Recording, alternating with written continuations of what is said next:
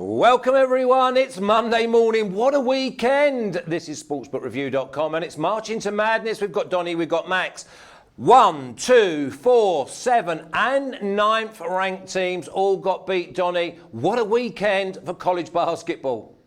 No, we're going to dip into a lot of stuff here to go over, but we did give you a quick preview on Friday's show here in March into Madness of what to expect for the weekend. It was a lot of fun, which always, March into Madness, our eye on the prize, who's going to cut down the nets in Atlanta. A lot of things moving, was a lot of moving and shaking, Flash, over the weekend. We'll see how that holds up with some good topics. Good to be back, week 3 for us, Flash. Yeah, cannot wait. Another step closer to March into Madness, and we're not going to go anywhere without our top man on board. He's the captain of this ship. Max, how was your weekend, mate? From a betting perspective, it was up and down, but from an entertainment perspective, watching some of these college basketball upsets, that's what the fan in me wants to see. It works out better when it benefits the bankroll as well, but to see San Diego State and Gonzaga go down in the fashions they did and Baylor come up with a lame duck performance against a very underrated yet very highly rated defense in Kansas, I was just completely dumbfounded and impressed in the same sense. And I must say a massive thank you for you wearing that T-shirt so that I now know it's Valparaiso, not Valparaiso, as I could have said, or I just went with Val. Let's stay with you, Max, and we're looking at Kansas beating Baylor, and they now sit top of the Big 12. You know that I posted last week that I went with Kansas at plus 900. I think that they've got a real chance of going all the way, and hopefully today with just 15 games, we can maybe have a little look forward at some of the bigger prices and teams that are going to give us value. Yeah, I think that when you talk about Kansas specifically, they were able to really beat the weakness of Baylor's defense, which is running screens and pick and rolls in the center of the court where the defense cannot help defend as easily they're able to on the sides. This was a spot where Kansas just was able to turn Baylor over right as they got over the half-court line. You saw Baylor's ball handlers succumb to the pressure, and this was an eye-opening performance and experience for this Baylor team. I think that they build off it, and losing this game in late February, having a bit of time to get hot again, I think it's perfect timing to get your first loss. Yeah, and again, we like to say to people that if you didn't watch the game and you just saw the score and it was 64-61, it was never that close. Kansas absolutely had a stranglehold on the game, and they just did as they liked, and they cruised over the line. Donnie, let's go to the West Coast. BYU going right into the Zags, and they only sit one game behind them now. Yeah, good game. And I talked about it on Friday. I went with Baylor at home and also went with BYU at home, figuring that at worst case scenario, I was going to pick up a 50-50 split, which is exactly what took place, but super impressive. If you're not watching the way BYU operates, they are a fluid offense now with their big man back, obviously with Halls on the outside running the show. Still waiting, getting some guys back from injury help, but that was a really impressive game. 91-78, the game cruises over the total. I believe that opener actually opened up around 162 on the total, dipped into the 150s. They easily went over that. Two really good defenses on paper, but when you take a look at two elite offenses that are motoring like they both were, it was a really exciting game to watch. Flash, you got that one game at noon, the tip-off that we just talked about, Kansas. Then you had the nice nightcap there with Gonzaga BYU, shifting a lot of those seeds up top, which we'll talk about later in some topics, where they'll actually land. But a topsy-turvy game, topsy-turvy day on Saturday. By the way, Flash, also, I think Max is wearing his Valparaiso shirt as sort of like a subliminal dig at me, knowing my affinity and love for Bradley. Bradley was up at the half. I'm feeling good in that game. Like, you know what? Bradley's going to cruise, head in the MVC tournament, and Valpo comes back and torches them. I got to think he's taking a dig at me right now, Flash. Hey, it's Monday morning. Donnie, I'll step right in and I'll let you know that I was on Bradley also. And I didn't wear this shirt to dig at Flash either. I wore it just because it was already on. Yeah, I was going to say it was the only one that you had ironed, but then having a look at it, that's not true. Okay, listen, San Diego State, they get beat 66-63 against UNLV, but still 15-1, Donnie, in the Mountain West. They're really good. And look, but I don't subscribe to the one theory, which I do get a lot, that says, ooh, take a deep breath now. It was really good they lost. Now they can focus. I don't believe that at all. When you're an undefeated team heading into the tournament, The pressure is on San Diego State because they want to win a championship, not because they want to go with an undefeated season. And the fact that you go in unbeaten and invincible, I think, is another part of your shield that you can use. Now that they lost, maybe you get that little doubt, like, ooh, we always used to be able to come up with these games. Now we didn't at home. I was shocked they lost this basketball game at home, but that shows the mettle of UNLV playing well as of late. Maybe San Diego State can use it as a wake-up here, but I was shocked that they lost that game. And, yes, I don't believe that, ooh, it's a good thing they lost heading into the tournament. That's blasphemous. No, I'm just going to rewind back to Saturday night and a conversation I had with my girlfriend. I've got a big mezzanine, obviously, office, screens, everything you need. I come to bed about 10:30, 11 o'clock. Why have you been up there for 16 hours? Obviously, Premier League starts at 6:30, Costa Rican time. I just could not take my eyes off of anything. And Max, Oregon, knock off Arizona, 73-72. Now, let me tell you about this Pac-12.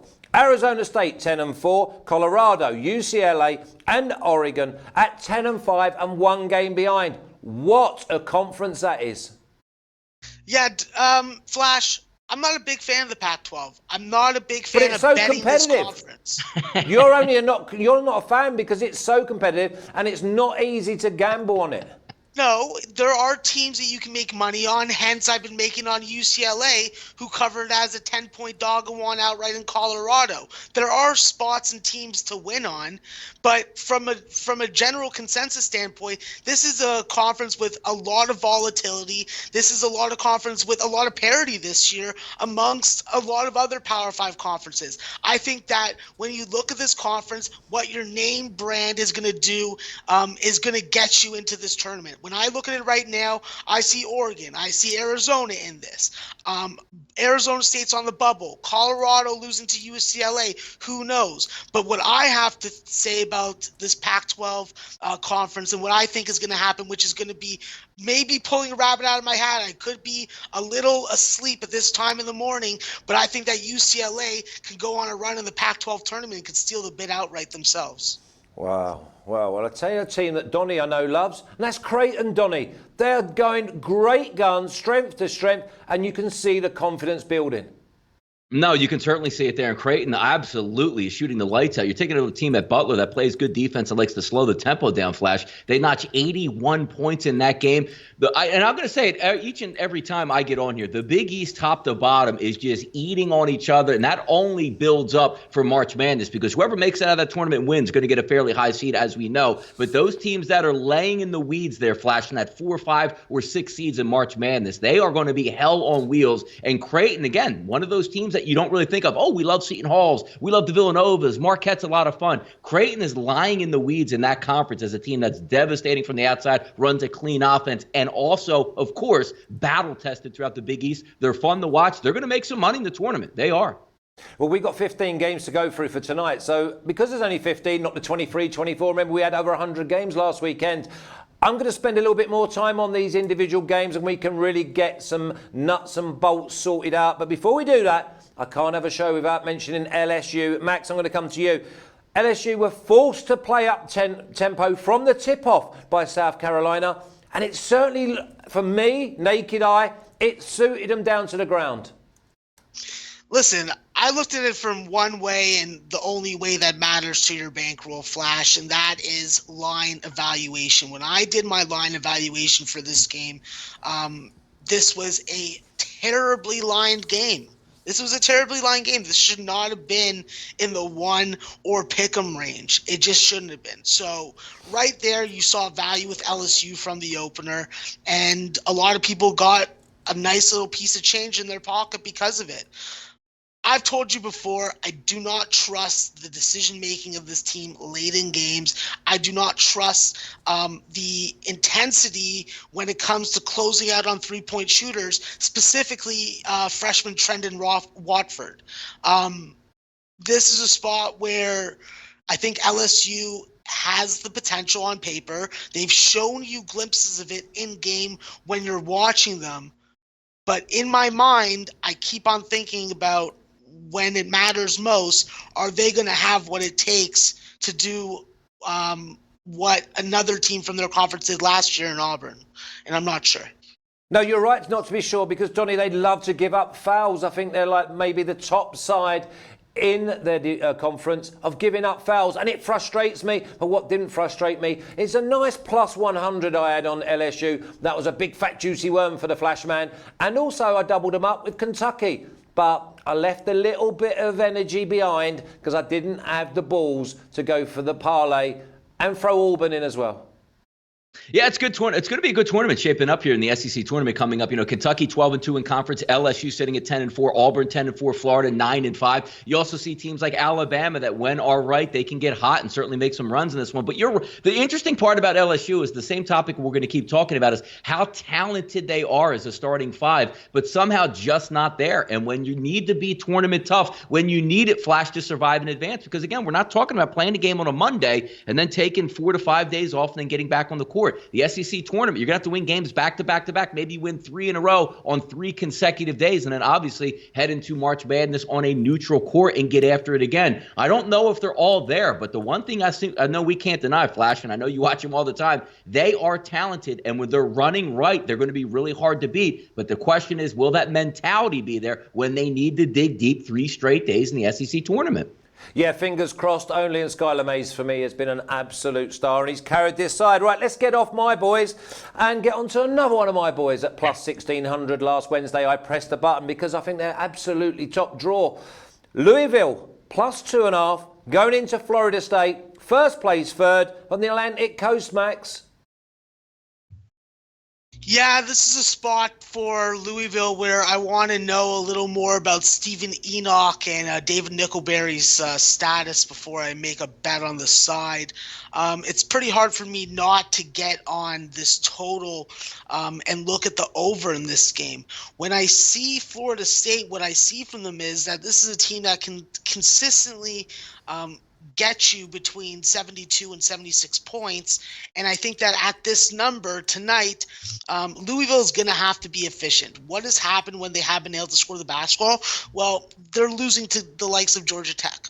I don't think that's going to be the case tonight. I think coming off 2 performances where they've gone over 70 points, coming off that brutal stretch on the road, it's going to have to be another performance like they did against NC State. They got to come in, they got to score early, they got to win on the glass, and they got to limit their opponents' field goal attempts from inside the arc. This is a team that has inconsistent point guard play from Lamar Kimball and sometimes from David Johnson. I think that David Johnson's better suited to playing off the ball, but I think that in this spot, I have to continue to look at Louisville once I find out the status of some of their complementary players. Max, we've got plenty in the chat. We've got Anthony going Louisville, money line, Illwise, Louisville. We've got Anthony, Louisville, and Nasty Nate just throws in the Monday morning of took 800 off the bookies last week. That's plenty worms. Donnie, we want more worms to grab for Nasty Nate.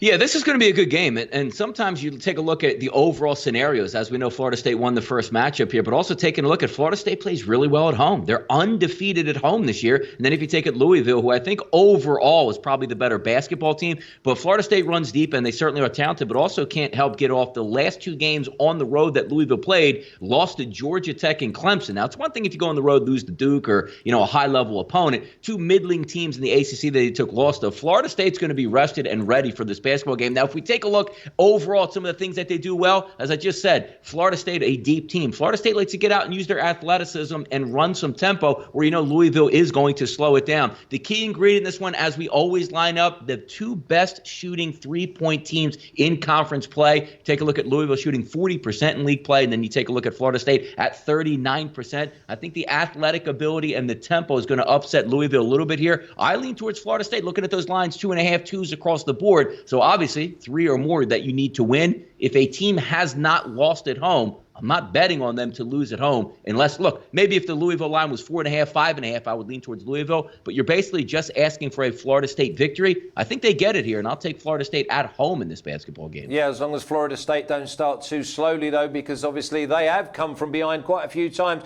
Max, can you just tell me what your total is that you're looking at a possible over in that game? Yeah, I'm looking at an over 140 and minus 110. Yeah, I like that. I like that. And listen, obviously I'm no expert, but I'm growing and I'm learning, and I'm a good learner, Donnie. And I love this one. West Virginia, -5.5, going into Texas. Yeah, Texas, how about this? Injured, battle, dropped 4 straight games, then come back with wins at TCU and Kansas State. Now, again, look, 1 home, 1 away, not the greatest competition. So you figure you would be getting a leg up in competition when you're going against West Virginia. But I have not liked what I've seen out of West Virginia. Now, they did get that get-right game after a horrible first half, turning it on in the second half versus Oklahoma State, but then drop a game on the road at TCU on Saturday. So I'm going to assume that they didn't fly back Saturday night and then fly back for a Monday effort here at Texas. I lean towards the home team in this one. I'm not a big Shaka guy. I'm not a big Texas guy at all. But when I look at this, where do I want West Virginia? I want West Virginia in Morgantown at home, turning up the pressure. I don't know how much of an exciting environment this is going to be on the road, because as we've seen some of the pictures circling around the internet, Texas not drawing all that well at home. But if I look at this game overall and I see them getting 5 points, I don't like the West Virginia offense all that much. I don't like West Virginia as a team all that much, and I certainly don't like them to win by basically somewhere around that 7, 8, 9 or double-digit range. As much as I don't like Texas, I dislike West Virginia even more on the road. I'll lean towards the home team here, Flash, and I'll take the 5. Yeah, well, because obviously I said West Virginia, you go Texas. I didn't hear anything you said, Donnie. It was like, Max, am I going to hear or am I going to hear West Virginia, Flash? You're on the right side. I'm not playing the side because I missed the best of the number. When it opened at 4, I would have taken West Virginia. Now at 5.5, I have to either lay off and just wait to see where the line goes from there. I think that you also missed the best move on the over also. I think that without Jericho Sims, it's going to be a lot easier for Oscar Tshiebwe and Derek Culver to score down low. I think that that's going to be an emphasis. I think that Scarborough, Ontario native Jermaine Haley is going to get back into and take care of business also. I like the size of West Virginia. I just question what they're going to be able to get at the point guard position, whether it be Miles McBride or Jordan McCabe. It's a team I can't trust on the road at this number. You want to talk about a 3-point shot and a free throw? That's a different story. But right now, I'm laying off both sides in total. Okay, Donnie, how about this for a great story? Anthony started with $70 last week. It now looks at 2,500. That's what this show's all about, and that's all down to you guys and the boys in the chat. Remember, it's a team game. If you've got any plays, put it in the chat. I'll mention it to the lads, and you can have a little conflab. Oklahoma State getting 15.5 against Kansas, who are number 1 in the Big 12, Max. Yeah, this is a spot where I'm definitely looking at the over in Kansas. I think that with this Kansas team, I think that while they did flex their muscle defensively against Baylor, I think that you definitely have a little bit of a letdown situation, not from a win-loss perspective, just from like an emotional and from an intensity perspective. You're going up against Oklahoma State. I think that the over in this game really plays towards what Oklahoma State's going to be able to contribute. Having your point guard back always increases the fluidity, makes the ball movement more efficient. I think that's going to be the case tonight. I think that Kansas is not going to bring the defensive intensity that they did against Baylor. I do think that both these teams are able to get some points, and I look for Oklahoma State to continue to bring Thomas Dzigwa off the bench as a three-point specialist. This guy has been asked to come off the bench and score the basketball. So if he can get a good start when he gets called in 6 minutes into the first half, I think that this is a spot where we can get an over, and we can go against some of the trends that really favor a Kansas under. Donnie, you're a man that loves team totals. Are you tempted by Oklahoma State's team total? If they're going to contribute, they're going to have to go high.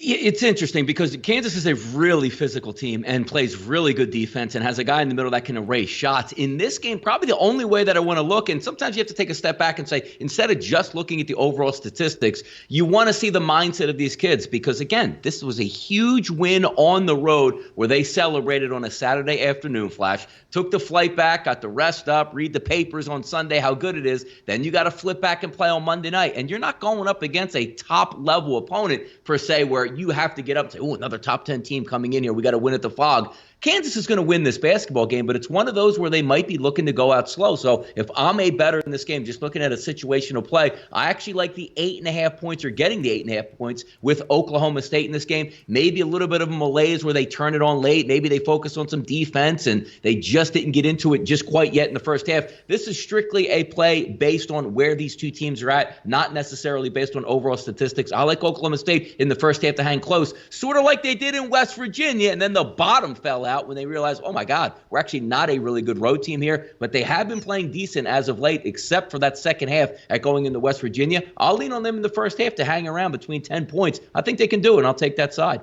Yeah, I don't blame you. Plus 8.5 for the first half. That seems a bit of a sensible play. I'm going to stay with you. Nebraska plus 13.5 going into Illinois. Donnie, looks like a big number again. Well, I mean, it is a big number because every time you turn around and look at Nebraska, what do they do well? Nothing. They don't defend anything on the offense or on the defensive side, and they have a terrible offense. But the only question that you have coming in is, what is Illinois going to bring to the table? Now, you can look at overall what Illinois has done and say, wait a second, they lost 4 straight games, Iowa, Maryland, Michigan State, Rutgers, and then had a really nice win against Penn State. Well, they're rested and healthy. Let's take a look also. The last time they played, Flash, was last Tuesday. So if you had any bang-up issues where you had players coming back that did play well off of injury, they have an extra week to get ready and prepare for this basketball game. The number is a little bit too high for me to like, but there's no way I'm looking. That is a dead team walking in Nebraska that plays zero defense, and that's never something I want to take part in. But I lean towards taking Illinois in this game. Number's just a little bit hairy for me, that's all. Max, just a lean from Donnie on Illinois. And what about yourself? Are we going to go with the team total, or are we going to go with the over or under? I'm looking at the total. I'm looking towards the under. I think that Illinois is going to have a distinct advantage on the offensive glass. I think that this is a team where, yes, Kofi Cockburn could definitely take it himself when he goes and gets those offensive rebounds. But I definitely think that there is a lot of kickouts and a lot of resets that go on with this Illinois offense. I think that from a shooting perspective, this is a team that struggles to shoot 37% in game and is not efficient from the three-point line. I think that with this tough stretch of games that they've had, I think that this is a game that they can really flex their defensive muscle, really hone in on guarding on the perimeter, closing out on jump shooters, and really limiting Nebraska from doing anything in the paint because they got a rim protector in Kofi over there. So as long as this Illinois team continues to be offensively inefficient, and I believe this is the opponent that they can shore up their defense, I look towards the under in this game. So what number you got, Max? Yeah, that's about it. I haven't bet it yet, but I'm looking at a 145 or a 144.5 at a little bit less juice. Okay, let's go to the lower majors. And we've got a really tight one. It's almost like a pick'em. And we've got Norfolk State -1 going into Bethune Cookman. Donnie? Yeah, looking at this game, I mean, hey, this is where we're going to lean on Max over these next 8. These teams barely make it on TV, but somehow Max finds these back channels where you can watch them directly through like the SWAC and the MEAC, so we'll dip into that. Norfolk State, but they do have the best and most efficient offense in conference play heading into this one, and this is the difference between these conferences and most other ones. When you're the number one shooting team from three-point range in conference play, you're usually hitting around that 40% range. These teams don't shoot the ball all that well, but typically get up with a little bit of tempo like Bethune-Cookman does. 34% Norfolk State from 3, and that's where I'll leave it in this one. I don't have any input or any play. I couldn't even name a player on either one of these two teams. Let's see what Max has to say here. Max, we know you are the font of all knowledge. What way are you going? It seems like a skinny number with the road favourite just at -1. Oh, it's an interesting situation because we have a Norfolk State team that struggles on the road, but has already played this Bethune-Cookman and won by 13 in their own gym. This total is an interesting spot as well as far as looking at an over. We have to keep in mind that this total went over by 20.5 points last time out, and with Jermaine Bishop and Joe Bryan capable of giving you 30 points from a Norfolk State side, it's an interesting spot. I think that the X factor for this Norfolk State team and their offensive production tonight is going to be what what do you get out of Devontae Carter? We've seen the line tweak in the lineup, moving Joe Bryant to the sixth man off the bench and Devontae Carter into the starting lineup. This is a team that hasn't been able to win on the road, and that's the plain and simple true fact. So maybe this lineup tweaking is something that is like, well, the roster is what it is. Rotation is what it is. Maybe if we just change up minute situations, we'll be able to have an advantage. Well, tonight, I just don't think that's going to happen 2 times around. We're talking about a Bethune-Cookman team that is just, in my opinion, a better team. This is a team, I'll say this before I get into what I think about this Bethune-Cookman team, but from a total perspective, if we are seeing Bethune-Cookman totals in the 150 to 160 range, we're looking at unders. But when we're seeing something in the 140s, this is when we're looking at overs, in my opinion. I think that with Bethune-Cookman, they've won 4 of the last 5. This is a team that can get on the offensive rebound glass with Latrell Popes. Isaiah Bailey can get hot from three-point range, and he can penetrate. And with little guy Malik Maitland, you know that you're going to get a bullet score that's going to penetrate the rim and get to the free throw line. This is a better three-point defense team in Bethune-Cookman. I think that they lock down the three-point line. I think that they win on the glass. And as long as they can limit turnovers, they're going to end up getting the revenge tonight. And that's why this game is at a coin flip after seeing a 13-point win for Norfolk State the first time out. So what's your total then, Max? What are we going to go over? I think that there is value in taking the over right now if you can get 141.5. At 142, you're talking about 2.5 points off the opener, and that would put me off of it. Okay, so it's a really tight line, though. I quite like it, though. I'm happy to take the home side, especially when they're getting one, but you might as well just go money line for me. Max, I'm going to stay with you because we have got some absolute monster road dogs. Delaware State getting 11.5 going into Morgan. Yeah, this is a play that I've already doubled up on. This is a simple spot for me from a betting perspective. I am betting on the numbers here. What do we know about this Delaware State team? Well, they play a multitude of different tempos. We've seen the tempo go up in recent games, but we're going up against a Morgan State team that at home, they've had maybe one game in the last 10 that's gone over 136. So instantly when I saw this 151, it was an instant underplay by looking at my power ratings. And this is a spot where I think that Delaware State is the more efficient offense. They get to the rim with more frequency. They get to the free throw line, albeit with a little less accuracy. But this is a spot where I think that Morgan State can win this game. I just do not think that they are deservingly enough to be a double-digit favorite. We saw what happened last time they were in this situation, and they weren't able to cover it. So I don't think that they were able to do it against Howard. I don't think they're going to be able to do it against Delaware State. This is just a too big of line. That's why I jumped in on it on the numbers I did. Yeah, what about going half-time? Donnie? Yeah, I think... Sorry, Max. No, Max, carry on then, because obviously you love this. But I'm thinking that if Delaware are going to get 6 points, then maybe the value is just at the half.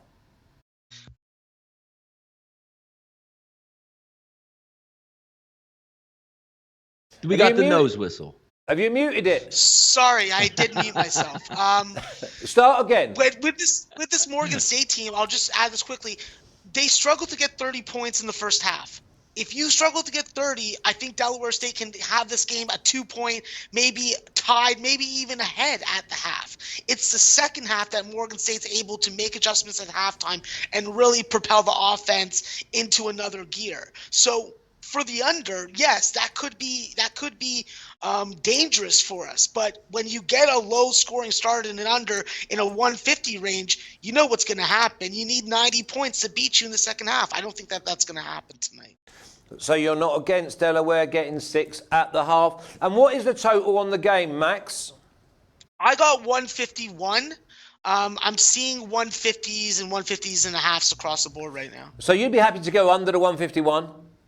Yes, there is a Josh Applebaum system that Any conference game that is in the 150 range, I think it's 150, and it moves down a full point, 70% of those games go under. It hasn't worked out that much this season, but I continue to use it, and in this later part of the season, especially in second matchups, I think it's going to play a lot of dividends. Donnie, I know that you're a student of the chat, and obviously there's plenty of opinion going on here. William Cathcart says, Morgan, Delaware, first half, under 71. Is that right? Under 71 for the first half? Then surely we can go with Delaware +6 on the first half, and let's get under that 71. If the favourites are struggling to hit 30, you know that Delaware are not going to hit 40. You know, the interesting part about it, when you take a look at these two teams, Delaware State on the whole, obviously 3-23 coming into the basketball game. But if we take a look at their offensive efficiency nationally, we're talking about 353 basketball teams. They're 335 on offense, but 346 on defense. So one would think that Morgan State would be able to score at will at this point. The one thing that you have going for you, if you're looking to take a total, is they are a fast team and a really bad team. So you get a lot of turnovers. Just because you run really fast doesn't really mean you score a whole lot of points. But looking at a top 5 team in tempo in the nation, it's hard to sit on an under, and especially with a team that doesn't defend anything at all. So if Morgan State's running well, they should be able to get some decent numbers. But outside of that, I really don't know what you're playing for here in this MEAC game. Okay then, Donnie, well, let me give you another massive road dog, and we got Howard +13.5 going into North Carolina Central. There's a 7:30 p.m. Eastern Time tip-off. If you look simple. When you took a look at North Carolina Central, number 1 overall defense in conference. When you take a look at Howard's defense, the single worst defense in conference. So obviously that always is going to swing me over to maybe trying to find a play and how you can get on North Carolina Central. But it is a big game. It is a big spread game, as we would like to say. Take a look at 3-point range. Only 28% of the 3 balls going down for North Carolina Central. That's really where you can attack Howard, because they are last in the conference, or second to last in the conference, at allowing 34% from 3-point range. Not a whole lot to chew on, but I'm not taking a team that is horrible on defense and average on offense versus a really good defense. It would only be North Carolina Central for me and nobody else here. Max, with just the home side, team totals, unders, overs, or the line?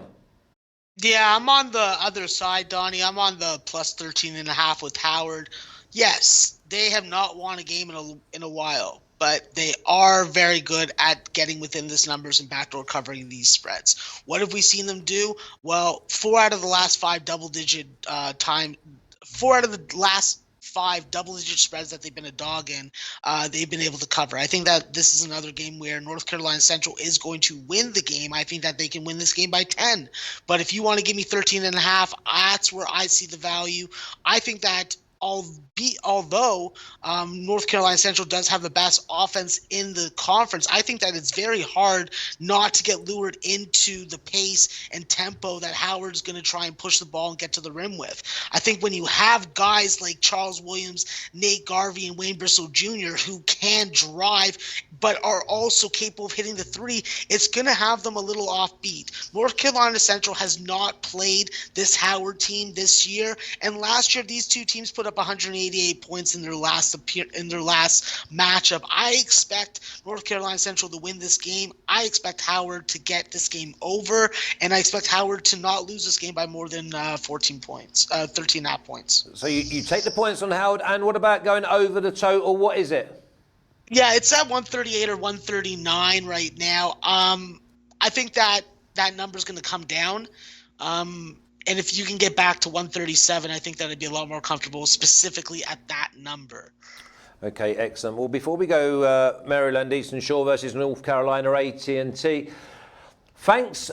It's 202 watching in the chat, and it's a Monday morning. I know it's early for some of you. We really do appreciate it. I appreciate Donnie working on a Sunday night, getting us ready. I appreciate Max doing everything that he does. And we are a massive team in here. So if you've got your player of the days, you've got any questions, put it in the chat. I'll ask the boys, and we will come up with plenty worms. Remember, no worms, no food. Okay, I'm going to come to you, Max. Maryland Eastern Shore. Getting 12.5 going into North Carolina A&T. Yeah, by my numbers, this was a automatic overplay for me. What we've seen from Maryland Eastern Shore is that this is a team that's been capable of getting 60-plus points in a game. That is hard to believe, but it is the truth. I've been watching, following, and taking note of this Maryland Eastern Shore team. They are led by Cheese and Frost.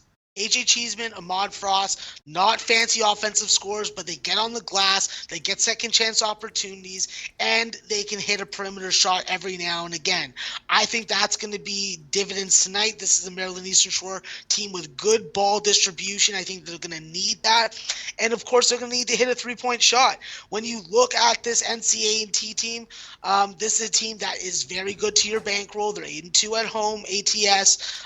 They do have a free throw weakness, but they are a volume free throw shooting team. And when you have the better point guard and the best front court player in Cam Langley and Ronald Jackson, that gets my attention. I think on the offensive glass, Cam Langley is going to be able to contribute from the guard spot. I think Ronald Jackson's going to be able to feast tonight. I think that when you look at this, when you look at this North Carolina A&T team, this is a team that is going to put you on the line, but Maryland Eastern Shore is going to score ugly also. What my motto is when it comes to North Carolina A&T totals are, if I see something in the 140s and 50s, regardless of the opponent, I'm probably looking at an under. When I see something in the 130s, like I'm seeing today, it was an instant bet on the over. Maryland Eastern Shore is capable of doing their part now, and I believe that North Carolina A&T at home is going to get their tempo. So I see this game going into the 140s. At 132, 133, I still like it. Yeah, that's a massive gap. You think it's going to go into the 140s. Donnie, you must be loving that. When the total's at 132 and Max's got it at 140s, there's a massive over. Yeah, you take a look at Maryland Eastern Shore here, average length of possession in conference, 11th out of 11 teams. But also you're taking a look at North Carolina A&T. It's one of the faster defenses in here that's pressuring and forcing you to put up a shot quickly. When you take a look at offense, North Carolina A&T, number one in the conference at tempo. The one thing that you would worry about a little bit if you're looking at an over is how bad Maryland Eastern Shore is on offense. And the two strikes that you get against them is maybe you get some tempo like you saw Delaware State that can run up and down the court. But if you're really bad on offense and really slow, I evoke the Fordham effect that says, slap me across the face. If I think about taking a total with Fordham, I probably get the same feeling with Maryland Eastern Shore. Donnie, what do you think? South Carolina State, +5. Florida A&M, hosting. It's a small total. Yeah, small total. And again, two teams that I don't really have too much affinity for. So don't lean on me for this game. We will send it to Max right here. How about me cashing a ticket today, Flash, for this card, saying, let's take it over to Max. Yeah, that's it. But it's a team game because you might have a star man tomorrow. At the moment, you're just running around, getting the ball and picking out Yes. Max. And Max is taking it to the end zone. Max, over to you again. Florida A&M hosting South Carolina State. Well, actually, it'd be Donnie in the half court getting a double team trap, me open right under the rim, and him making a beautiful pass, and then me being able to actually put it up without getting blocked. So Yeah, but we'd that's need how it really a would be. trampoline for you to be able to dunk it, though.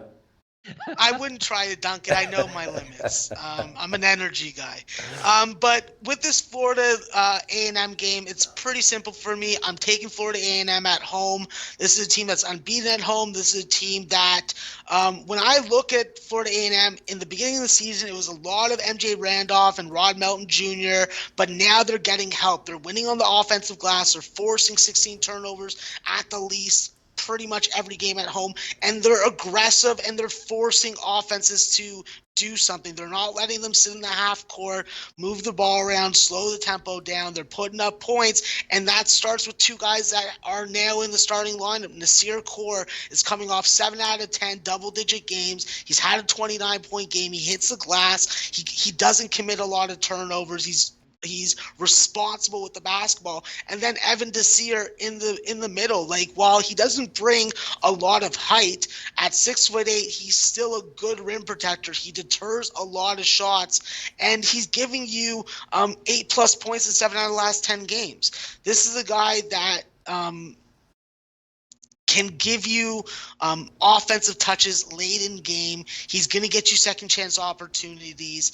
And I think against a team with the size and inside scoring presence of South Carolina State with Deshaun Riley and Damini Applewhite, it's going to be very important to keep both those guys out of the paint, off the glass, limit the easy ball movement by Rashawn Neal. If you're going to let him do whatever he wants and go side for side and really direct this offense without any kind of defense, I think that that's going to be very bad for FAMU. So my other two things are, both of these are volume free throw shooting teams, so there has to be an emphasis on being able to guard without fouling, and that just means closing out and not losing balance and running into the shooter.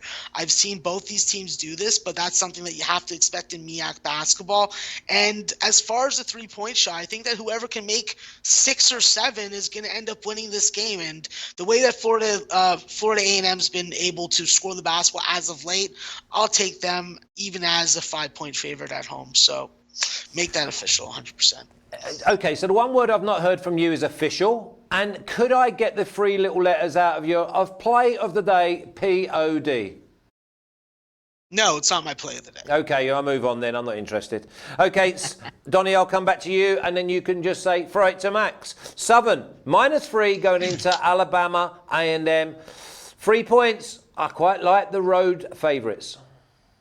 Yeah, let me just bring this up here on the chat board. So we got -3 over 130.5. So we're seeing like maybe the tempo won't be that much in this game. I'll lean on the home dog here, Flash, for no specific reason whatsoever. 130's low, Max. I'm quite liking the over. Anything around the 130, get me over that. Oh, this is a game that I have. I'm going to be watching with intense energy. I'll probably be yelling at the wall. But with the Southern teams, plain simply, I think that this is a better team. This is a team that scores a high percentage of their buckets from the 2-point arc. They get to the free throw line. I think they have a significant advantage starting early in games. I also look at them as a first half play. When I look at Southern, they've won 8 of their last 10. They win on the glass. They force turnovers, and they won last time by 21. I think that we're going to see a repeat type of performance. Probably not the same type of margin, but I do think they win by multiple buckets. This is a Southern team that has had 18 games go under the total. I think that with Alabama A&M, 9 out of the last 10 games have gone under the total. These two teams combined, 9 for 16 in their home away splits under the total, 6 and 21 under the total. What am I looking for? First half unders, full game unders. When I look at the side again, Southern, lots of depth, 6 guys that are averaging 7 to 9 points. You can get a different performance from a guy like Asante Shivers or Micah Bradford each game. They make their free throws, balance that rebounding the basketball, and I think that they got the defensive ability to keep Cam Tucker and Garrett Hicks off the free throw line. These are 2 guys that shoot 80% from the free throw line. If you can stop them, you can stop Alabama A&M from scoring the basketball with any kind of frequency. I think that this is a Southern team that will guard the 3-point line, and they're going to win this game by margin. So, Flash, I agree with your play, and I'll make first half and full game under in this spot, and I'll just give you the numbers. So, I took the under 131 at -105, and I took the under in the first half at 61 at -110. Did you say 61 or 69? Pardon? 61 or 69 first half? 61. Wow. Under 131. But I've just starred Southern. After everything you've said, I cannot wait. I want to get off this show in like about 17 minutes, and I'm going to smash Southern like you would one of your pipe fitters. Okay, I'm going to come to you again, Donnie. Alcorn State +3 going into Alabama State. We know how much anything to do with Alabama that Max loves. Can we get a case for Alcorn? If we look at Alcorn State, #1 overall efficient team in conference play at about a 103.6. If we take a look at their effective field goal percentage, also very high. #2 in conference play. This team shoots the 3 very well, 36% from 3-point range. The one problem that you have going on the road and playing an Alabama State defense, Flash, that's #1 overall in conference at 25%. They allow you from 3-point range. That could be a bit of an issue here. But you also take a look at Alcorn State. Really good on offense, but also not very efficient on defense. I'll take the home team in this one. Okay, your home team, Max, you love anything with Alabama. They're giving up just a 3. Is that good enough for you? No, Donnie, I'm on the other side of this game. I think that when I look at this Alcorn State team, they can win in a rock fight, which is what you're going to get from Alabama State on a game-to-game basis. I think that with Yushubo, I butchered that goddamn name. He's a big load inside don't we for all, Alabama Max? State. Don't we all? We all do that. Yes. Yeah, I butcher a lot of names. I can admit that. But with this guy inside, he's going to give you some inside-out play. I've watched him a couple times. But when I look at this Alcorn State team, they can win in, like I said, a rock fight. This is a team that has the advantage scoring, shooting. They get to the free throw line a lot more frequent, and they have a plus 12 advantage there. With Tremaine Crosby and Maurice Howard, these are guys that can score the basketball inside and out. They can get the free throw line. They guard and get back in transition. These are games where I think that there's going to be value on the under as well. I think that it is going to be an Alabama State tempo and style of game. But we've seen Alcorn State play a lot of those games against the lower tier SWAC teams and be able to come out victorious. I think that this is another situation where it happens tonight. I think that Alcorn and Bama State both have to play good three-point defense. I think that with Bama State, they are going to get some free throws, but they really have to do a good job of keeping Alcorn State off the line. I think that there is an edge on the offensive glass for Alcorn, but if they do not limit turnovers, this is going to be a problem for them. Some would look at the ATS over-under numbers and see this is a major heavy contrast of styles tonight, but I don't think it's that big of a contrast. I think that Alcorn is comfortable playing this tempo from what I've watched and from what I've read, and I think that they're going to win this game, and I think that this game stays under first half and full game. So I'll once again make two plays official, and they're going to be on the total. I'm going to take the under 135.5 at minus 110, and I'm going to take the under 64 at minus 110. Love that. Love that. 135.5 and under 64 first half. And Max, you know me, I give you some zingers. I give you much love, but in a really strange way. But Doug Barnhouse is saying, amazing knowledge here, you two. Donnie, Max, plenty love in the chat for your knowledge. And listen, we know you have to work hard for that knowledge. So, hey, it's not all one way, you know. Some people do actually love you. Okay, let's move on. Prairie View, minus 16, giving up 16 points on the road going into Mississippi Valley State. Donnie, that is a huge amount to give away, but they're giving it away for a reason.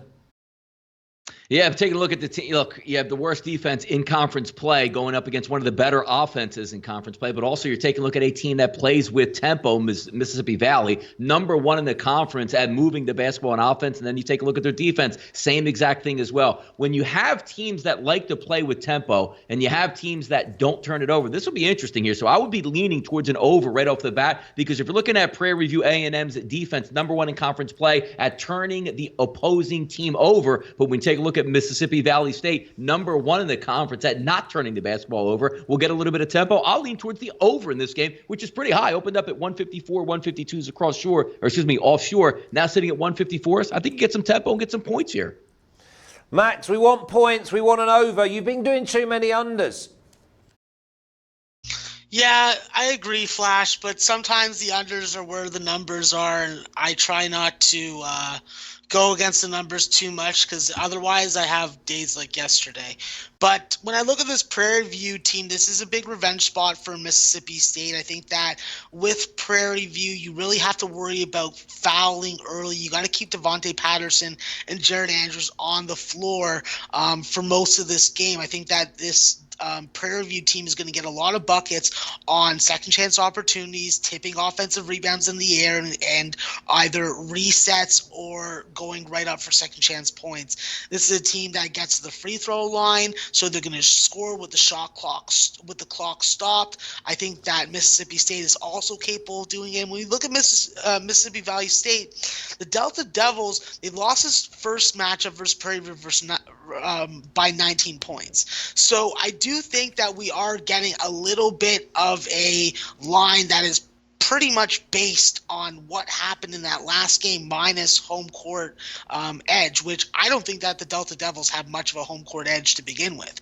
I think that Mississippi Valley State, with Toriko Simons, Mike Green, Caleb Hunter. These are guys that are going to give you double-digit scoring.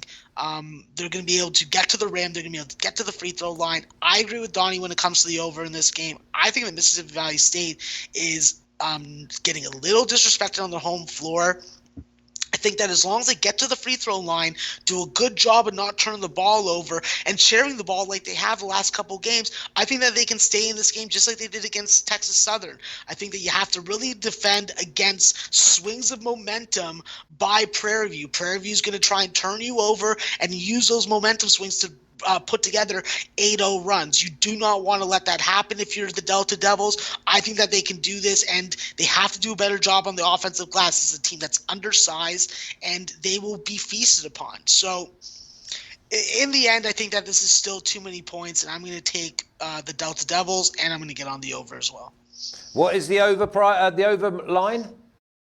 It's over 154 right now, and you can get a plus 16 on Mississippi Valley State at minus 110. Wow, okay. Well, I'm going to just go on record, and you know that I love Southern -3, but this is my other starred game. Texas Southern giving up 8.5 going into Arkansas Pine Bluff. Loving the 8.5. I'm happy to give them 10, Donnie. Yeah, take a look at this game overall. If we bring up some of the numbers, look, you're looking at an offense with Pine Bluff, that's 10th in conference out of 10 teams. But you're looking at a Texas Southern defense that's not all that great, but obviously the better offensive team in this game is Texas Southern. If you take a look, 33% from three-point range. Don't turn it over all that much, but also the key ingredient here, Flash, when you always take a look if you want a good home side here, it's whether or not they make free throws or not. Shooting about 70% in conference play. We're talking about Texas Southern. But the one thing is Pine Bluff fouls, and they foul a lot. But also what you know, Texas Southern gets to the free throw line. That's probably going to be the difference in this one. Yeah, and they're obviously sitting second in the Southwest Atlantic, Max, and they've got to win this game, and they've got to win it well.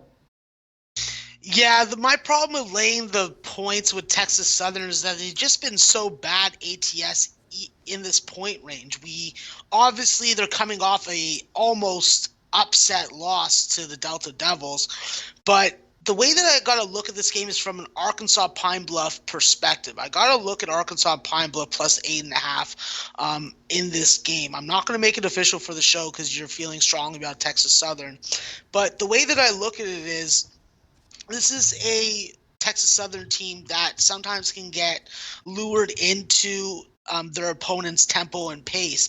And what we know about Arkansas Pine Bluff, and where I'm going to lead to with my play, is towards the total. And I bet you guys can figure out what I'm thinking about when it comes to this total. What we have in Arkansas Pine Bluff is a team that last game was lined at 119.5, and it went over by 10.5 points. So now they're lining this game at 131.5. No, I don't think so. I'm going under in this game. Arkansas Pine Bluff is a slow-moving offense without Sean Doss. They average 52 points a game. They're scoring only 57% of their free throws. One game in their last 10 has gone over 136. They're weak on the glass.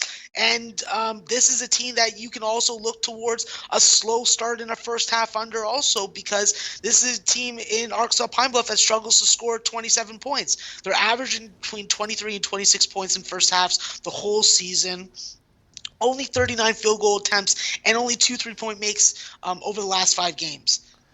Less turnovers, good on the glass, 10-17 to the under. I'm looking under first half and full game in this game. And they're both official? Yeah. Oh, nice. What was the total for the under first half?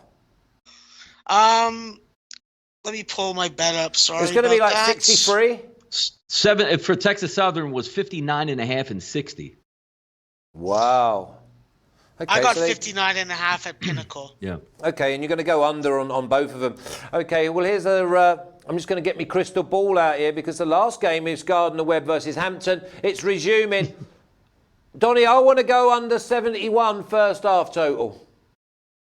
Yeah, I don't know when this game. I'm assuming they're probably going to get you a second half line around maybe when the game starts. Just to give a little bit of a background on this one. This was a game that was played at Gardner Webb, which they had to cancel at halftime, or at least postpone at halftime, 39-31 due to a shot clock malfunction on one end of the gym. So that where you get that game today, where you're going to head down after both of these teams played on Saturday for a nice little game at 7 p.m. That's going to resume right at halftime. Whoever jumps out quick. I don't really know what the totals would be, but I probably would lean under, I guess. But also, Flash, same fouls come up from everything is in place as if they were playing that same day. So if you picked up 2 fouls in that game, you still have your 2 fouls. I haven't gone in depth deep to see exactly who has, because I don't know, maybe Moreau has foul trouble or Stanley has foul trouble. I don't know in this basketball game. So I would like to dip in deeper, but it'd be hard for me to bet a game where you're going to go on the road and still bet the second. I don't know. This the mindset of this game throwing me a little bit off to even give an opinion on.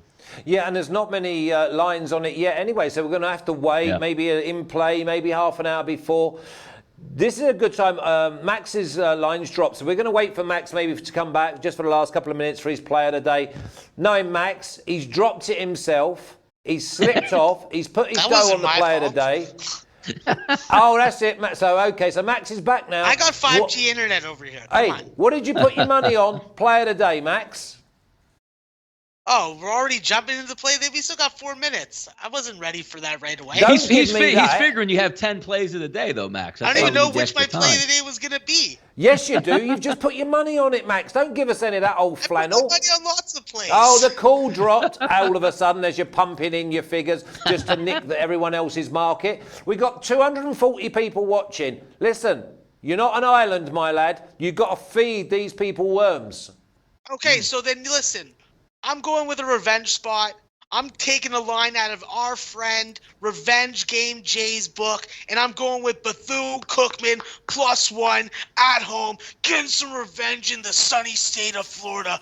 Let's go. Eat those chicken tenders with honey all day. Chicken tenders with nice worms. Donnie, is there any chance of you having a play of the day? Yeah, let's go. I'm going to go 2 of them today because, I'm feeling kind of frisky since there is a huge card of 4 major games today. So I'll go with 2 of them here. I'm going to stick with the +8.5 with Oklahoma State going on the road against Kansas, specifically just for a spot play, hoping that Kansas comes out a little bit slow. But I do think Oklahoma State can hang around for at least the first half. Hey, maybe we even get Azubuike in some foul trouble where 9 minutes ago in the game in the first half, he already has to sit out. But I also, a line movement as well. Texas now getting 5.5 in their game. I'll lean on Texas getting the 5.5. So I'll go +5.5 Texas, Flash, and I will go first half Oklahoma State with the 8.5 versus Kansas. Okay. First of all, frisky on a Monday morning. It's 10:30. Mrs. Donnie's going to be happy that the real Donnie is a frisky character. Let's go from one frisky character to another. 1 play of the day, Max. Not good enough on this show. I want another one. Want another one? Come on. Well, then let's go to this. Let's go to this Arkansas Pine Bluff Texas Southern full game under. It is overlined by my estimations because of Arkansas Pine Bluff. I don't think they're losing by 30 points full game. I'm gonna ride that under. I think it's misline 131.5. Let's go. Okay, Max, I'm going to ask you again for a play of the day, and we need you to mention Southern -3 going into Alabama A&N. We are going to stay on air until you give me my play of the day. So, because Flash obviously wants his play of the day to be one of my plays of the day, I will have a third play of the day, and I will go with the Jaguars of Southern. And they're dangerous. They're hungry. They're looking to feast. And they're going to go on the road, and they're going to break some hearts tonight. Yeah, that's the best play of the day I've heard this week. Donnie, keep up the great work. I'll do the video for tomorrow morning. Okay, Max, you take a night off. You just put your feet up. Enjoy all your winners and players today. Love you to bits, gents. Doing great work. And in the chat, they're absolutely loving you. Thanks for everyone for watching. Tomorrow, let's be having worms just dripping out of our mouth because we've had that many to eat. We can't feast on them all in one go. See you tomorrow, gents. Take care.